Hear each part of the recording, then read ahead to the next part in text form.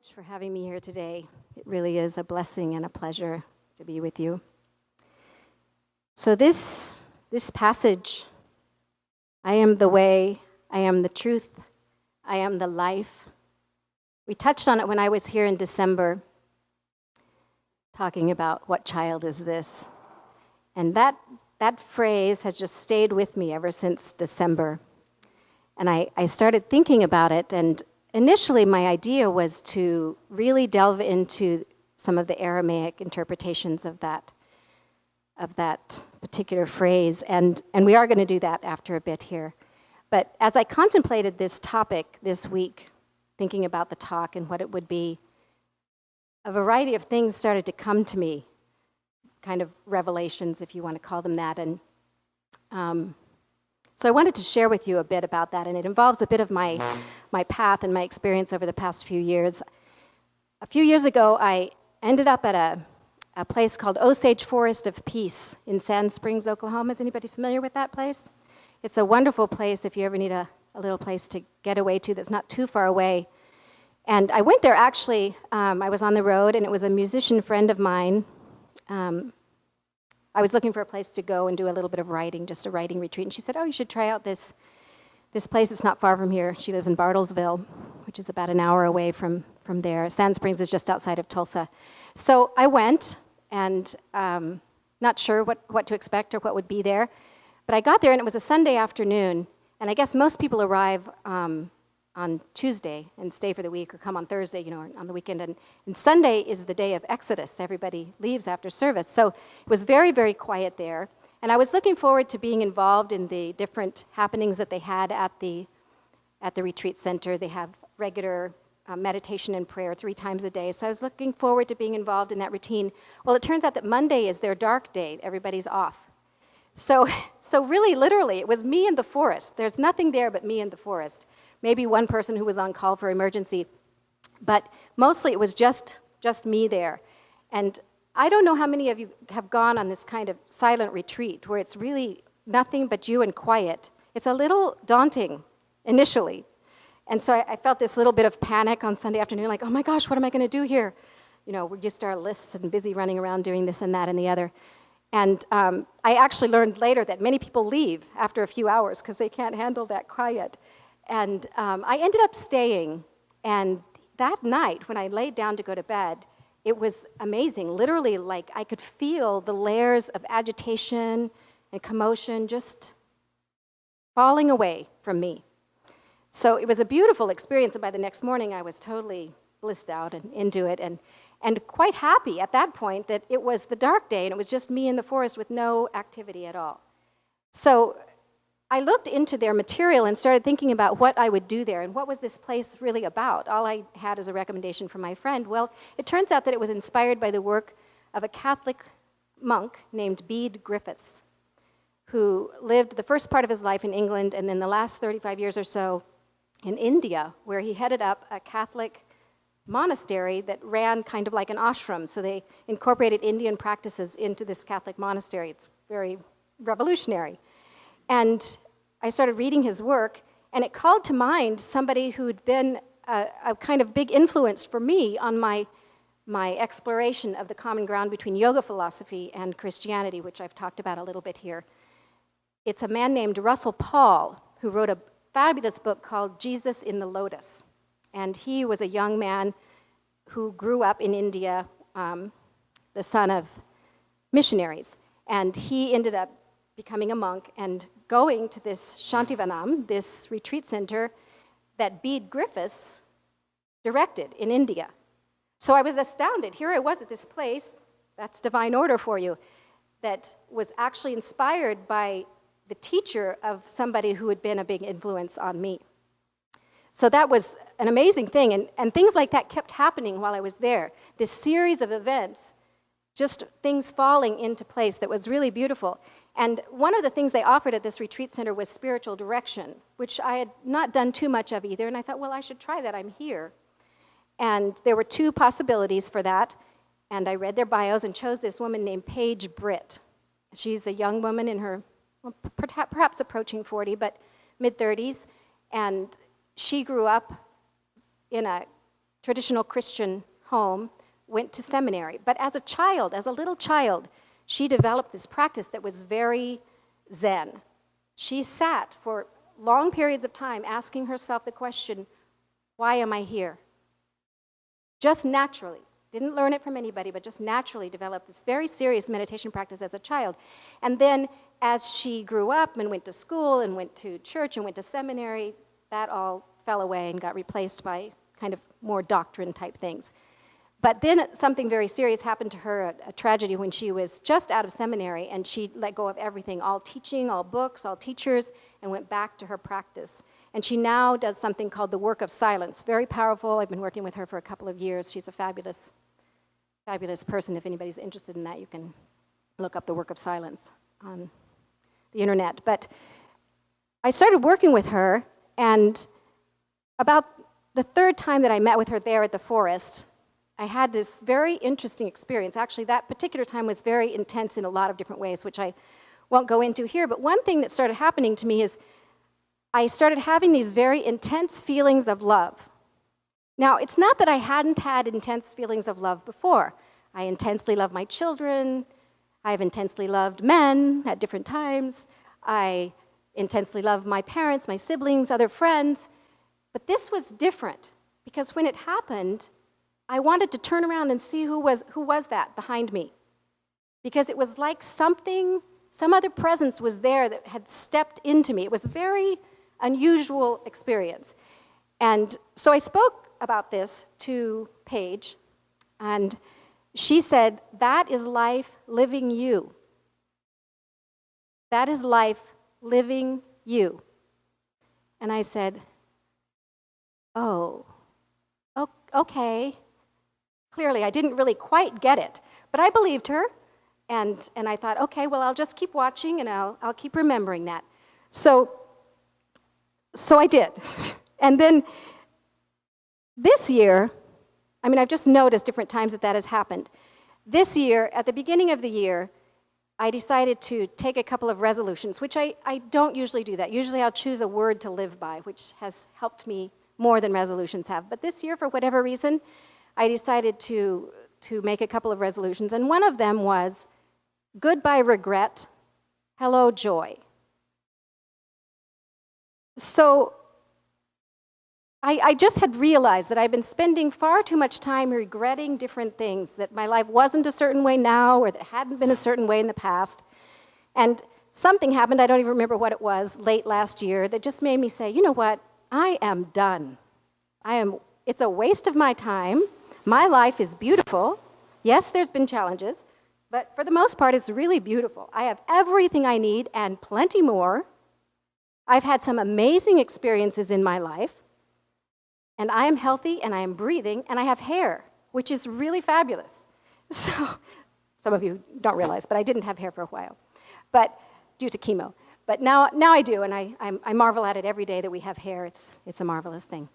But so I made that decision, and not that I haven't slipped back here and there, but for the most part, I really let go of that. So along with that decision to say goodbye to regret, I decided to say goodbye to hesitation, to doubt, and to fear.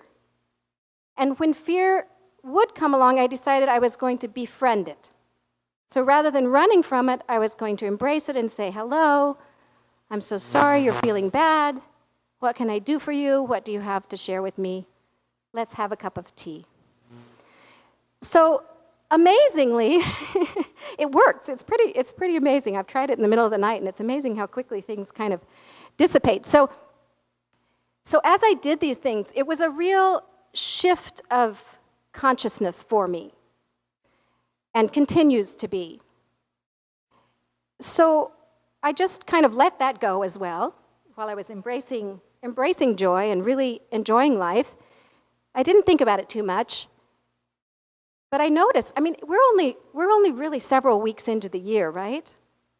A lot of stuff has happened for me this year. Stuff that I kept hearing about, how, you know, when you let go of certain things, other things will come your way. Well, someone called and wanted to fly me out to Vancouver, Washington to house sit up in their beautiful home in the mountains, and other people called me up to do this and that and the other that I'd been wanting to do, and opportunities for various musical endeavors and yoga teaching endeavors have just come flooding my way without me doing really anything at all other than saying that would be fabulous. And I remembered, I made this decision at the beginning of the year to let go of hesitation and doubt and fear. And all these things are happening to me. And it was a big aha moment because suddenly I was like, that is life living me. That's what she was talking about. That's what it means to have life live me. So when I was thinking about this topic for today, I realized that's what this message is all about. I am the way. I am the way. It means living with this kind of confidence, which I like to break down words. Confidence means confe, with faith.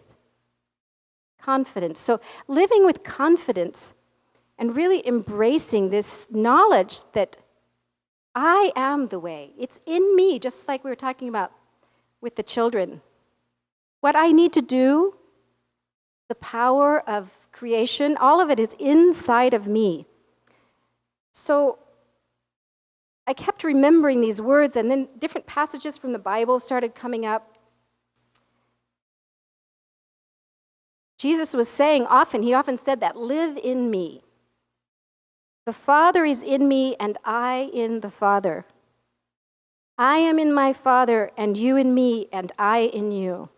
Abide in me, and I in you. Live in me. So in a traditional way, this was taught as something very kind of Jesus as an external thing, and somehow we had to die in order to be with Jesus, or do something extreme in order to be with Jesus. But when you look at it this way, it's really quite different. And I don't know how many of you know this book, The Third Jesus by Deepak Chopra. I highly recommend it.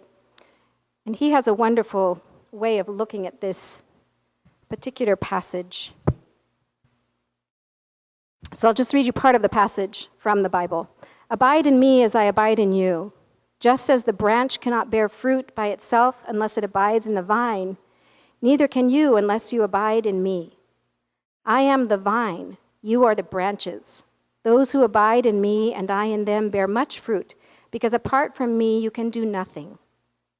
So then Chopra says, Jesus wanted to share the unity he experienced with God, and therefore he often used the phrase, abide in me. The parable of the grapevine elaborates on the point. Jesus declares that being cut off from God is sterile and fruitless. The sap that nourishes the vine and causes it to bear fruit is God, the source of life. So that's a very different way of looking at things, and is so very true. So I also really do like to look at the Aramaic possible interpretations of these expressions. So I looked it up, and another really wonderful book by Neil Douglas Klotz. He has done a lot of work in the Aramaic. This is called The Hidden Gospel. He has other works, but this is one of them. So in Aramaic, words have multiple, you're supposed to actually interpret words in multiple ways, multiple levels, and then let them sit with you to see what arises. So it's not so much about external knowledge, it's more about what arises in you after looking at these things from various points of view. So the word I in Aramaic can mean a variety of things, including the essence of individuality, which is me, the person, the I inside the I, so me inside a greater I, or the I am, which is encompassing everything, all of creation. The word for God in Aramaic is Allaha, which means sacred unity, oneness, the all, or the ultimate power and potential. That's pretty radical. And it's related to the Hebrew name for God, which is Elohim. And both have the same root, el or al, which means the article. So by implication, it's as if every definite article, every unique being should remind us of the one unity. So the actual word God has that implication already in it. And if God means unity, then the individual can't really be separated from the divine. And Klotz says, only one I am exists, which is Allah, which is very much like unity's statement. One power, one God. So if we continue with that phrase, I am the way, the Aramaic word is urha. And it's related to one of the words for light, which is also quite interesting. And I remember when I saw Chopra speak, actually, when he was promoting this book, and he was talking about how we actually are beings of light physically. We're little neurons flashing on and off. All of our cells are flashing on and off. Nobody knows what happens in the off position. But we're actually all made up of these little lights flashing on and off. So literally, in a very physical sense, we are light. And he says, here it is the light that uncovers a path. So in this particular context, I am the way. Here it is the light that uncovers a path, shows a hidden possibility, or reveals a practical way that was previously unknown. So that is very powerful. All that means is this way is going to uncover, just like we talked about in yoga philosophy, that unveiling of all those shrouds that are covering our essence, like we talked about with the children, that knowledge that lies inside of us. The word truth, I am the way, I am the truth, is shirara, and it points to a solution or to liberation, or the opening of a circle, or the sense of right direction that is in harmony with the universe. So you can see how all of these things are basically pointing towards the same thing, this kind of opening and understanding that we're at unity with all. And the word life, haye, can mean sacred life force, primal energy that pervades all of nature and all the universe. So these wisdom teachers that we've had throughout, Jesus, the Buddha, others, are pointing us towards that way.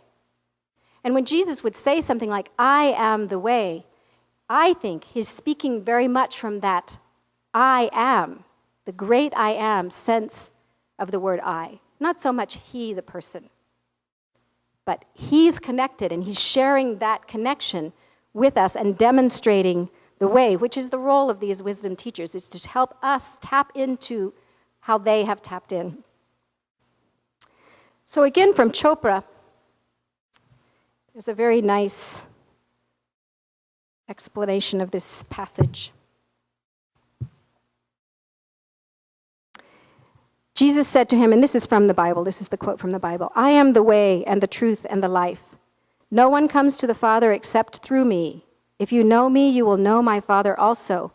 From now on, you do know him and have seen him. So this is one of those places that for me has been problematic in the past. Jesus is the only way? How is that possible that he's the only way? But this new understanding makes it clear that it's not about only. That's kind of our interpretation of it and the way it's been presented to us often in traditional churches. So Chopra says, when we sift out the element of church doctrine, Jesus is saying, if you have been seeking, seek no further. This is how spirit looks when it has been realized. In other words, he brings God consciousness down to earth by being its living exemplar. So that's a truly beautiful thing. And I wanted to read to you this translation from the Aramaic, which is really beautiful. This is one possible translation, because there are many, of that same passage, which really breathes new life into this whole phrase. The I am is the path, the sense of right direction and the life force to travel it. Simple presence illuminates what's ahead, frees our choices, and connects us to nature's power. No one comes into rhythm with the breathing life of all, the sound and atmosphere that created the cosmos, except through the breathing, sound, and atmosphere of another embodied I, connected to the ultimate I am. So that's that wisdom teacher demonstrating and embodying for us that message. So I invite you all, as we go into our lives this week to come, to remember this phrase, I am the way, the truth, and the life. And to remember that that I am is inside of each of us. So to close here, I'd invite you all to just say that phrase with me together. I am the way, the truth, and the life. Thank you.